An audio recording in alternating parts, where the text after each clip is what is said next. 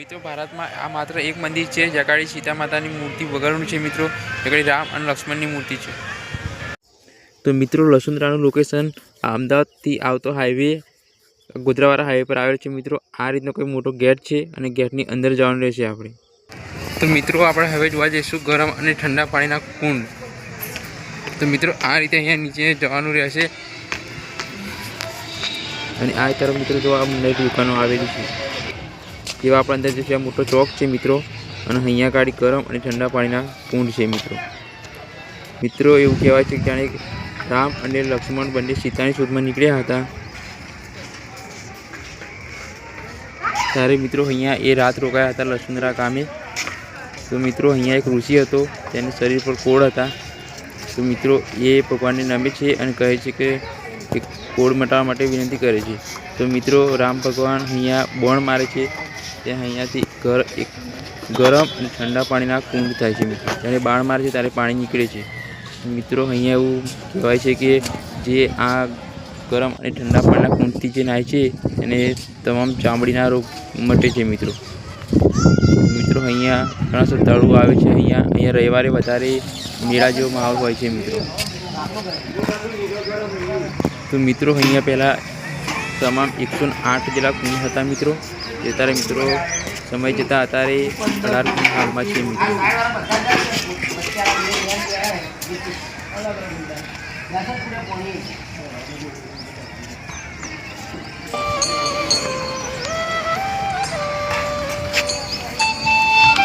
મિત્રો જો આ ગરમ પાણીના કુંડ છે, આ પણ મિત્રો ગરમ પાણીનો કુંડ છે.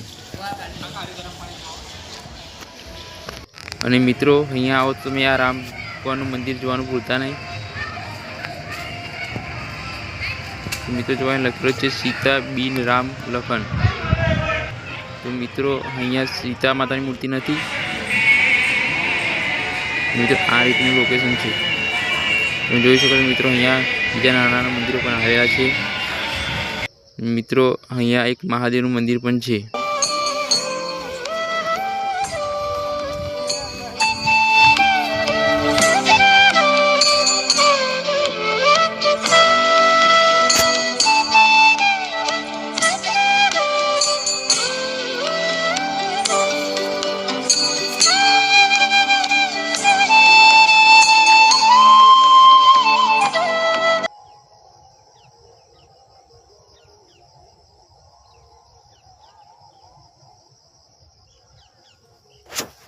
તો મિત્રો જો પાછળ અહીંયા બેસવાની પણ જગ્યા છે, સુવિધા છે મિત્રો.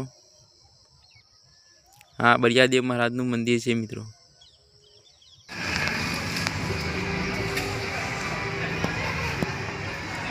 તો મિત્રો આ મહાદેવનું મંદિર છે.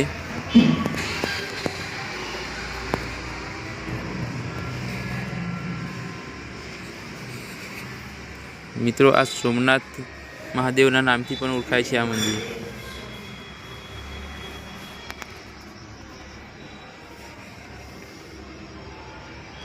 તો મિત્રો આ મહાદેવનું શિવલિંગ તમે જોઈ શકો છો.